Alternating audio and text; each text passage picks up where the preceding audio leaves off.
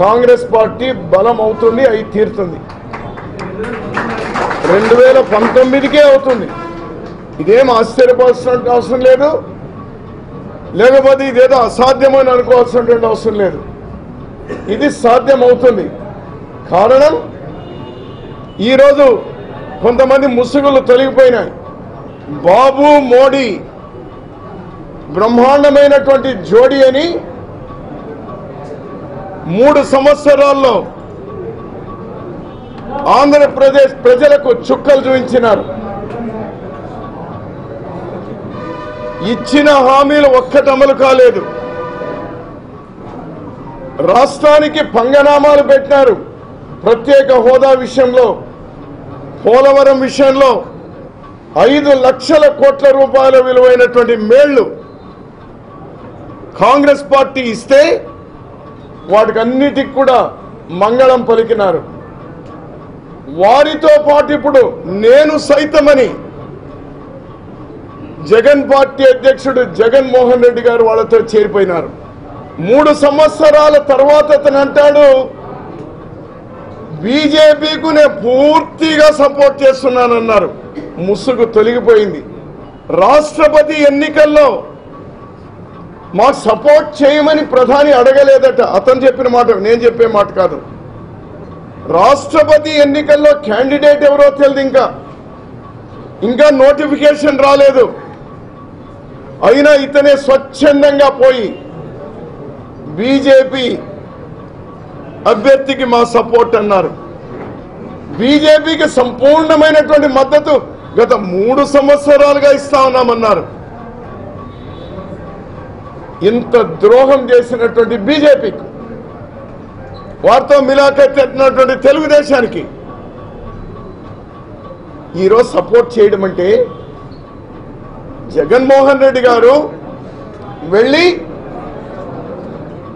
తెలుగుదేశం ప్రభుత్వం చేస్తున్నటువంటి అవినీతి మీద ఫిర్యాదు చేశానంటే మాకు అభ్యంతరం లేదు.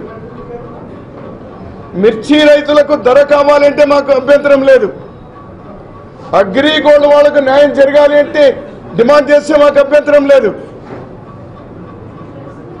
అది ఒక ప్రతిపక్ష నాయకుడిగా 3 సంవత్సరాలు అపాయింట్మెంట్ ఇవ్వండి, ఇప్పుడు అపాయింట్మెంట్ ఇచ్చినారు, బానే ఉంది. కానీ అతను వాటికంటే ఆసక్తికరంగా చెప్పింది బీజేపీకు మా మద్దతు. జూన్ లోపల ప్రత్యేక హోదా ఇవ్వకపోతే మా ఎంపీలందరూ రాజీనామా చేస్తాం, ఎన్నికలకు పోతామని చెప్పినటువంటి జగన్మోహన్ రెడ్డి గారు, ప్రత్యేక హోదాలో రాజీ పడి సమస్య లేదు అని చెప్పినటువంటి జగన్మోహన్ రెడ్డి గారు, ఎవరైతే ప్రత్యేక హోదా ఇస్తారో వారికే మా మద్దతు అని చెప్పినటువంటి జగన్మోహన్ రెడ్డి గారు, అవకాశం వచ్చింది కదా. రాష్ట్రపతి ఎన్నిక వాళ్ళకొక సవాలుగా మారింది. ఒక్క జగన్మోహన్ రెడ్డి సపోర్ట్ చేస్తూనే వాళ్ళు గెలవడం అనేది అంత సులభంగా కూడా కాదు. రాష్ట్రపతి ఎన్నికలో ఇప్పటికైనా, మొన్న నేను చేసి ఇప్పటికైనా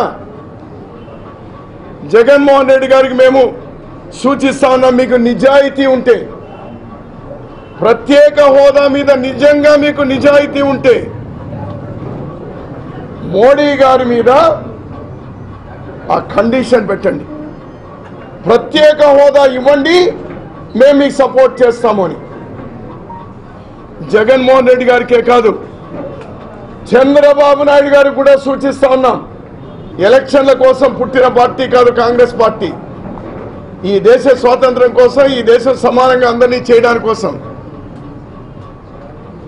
కాంగ్రెస్ పార్టీ లేని గ్రామం, కాంగ్రెస్ పార్టీ లేని వీధి ఈ రాష్ట్రంలో కాదు, ఈ భారతదేశంలోనే ఎక్కడా లేదు అనేటువంటిది ఖరాఖండితంగా చెప్తా ఉన్నాను నేను. కాంగ్రెస్ పార్టీ లేని వీధి, లేని గ్రామం ఈ దేశంలో ఏ ఒక్క ఊరు చూపించలేరు. కానీ నేను I will show today, BJP లేని గ్రామాలు, తెలుగుదేశం లేని గ్రామాలు, come on come with me, I will show you.